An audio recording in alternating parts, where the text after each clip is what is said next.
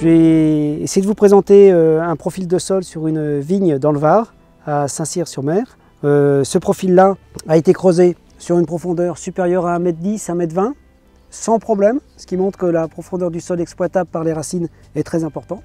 En surface, on a une structure extrêmement meuble. Le sol est très sec, mais extrêmement meuble, mais structuré en surface avec des structures polyédriques bien formées et solides. Il y a pas mal de sol très fin parce qu'il vient juste d'y avoir un travail superficiel du sol par griffage.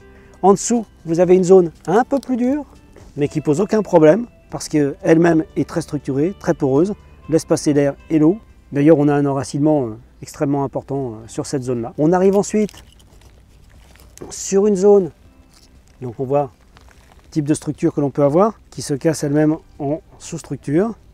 On est sur la zone probablement la plus tassée, néanmoins, on continue à avoir des structures poreuses. Ensuite, on a une zone un tout petit peu plus tassée, un tout petit peu moins facile à prospecter pour les racines.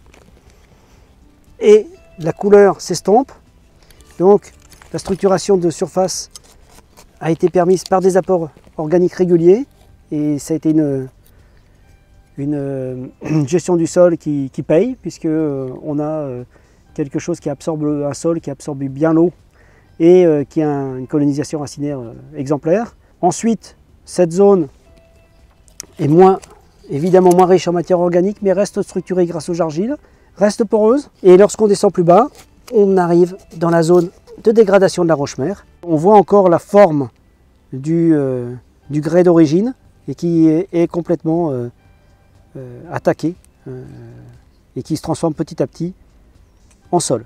L'attaque de la roche-mère se continue relativement profondément, jusqu'à plus de 1,20 m. C'est une zone d'alimentation préférentielle en eau, mais aussi en éléments nutritifs comme la potasse, en quantité importante dans ces horizons-là.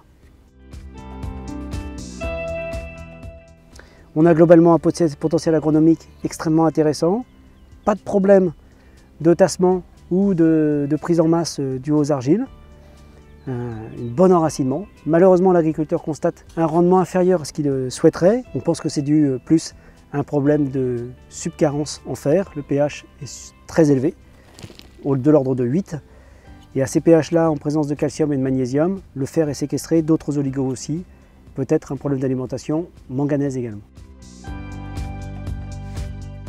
Différentes solutions ont été proposées pour essayer d'apporter du fer par voie foliaire, déséquestrer du fer sur le sol avec une acidification très locale, avec des cristaux de soufre et des agents biologiques, bactériens, rhizosphériques ou alors champignons mycorhiziens pour améliorer la capacité de la plante à aller chercher des éléments de ce type-là.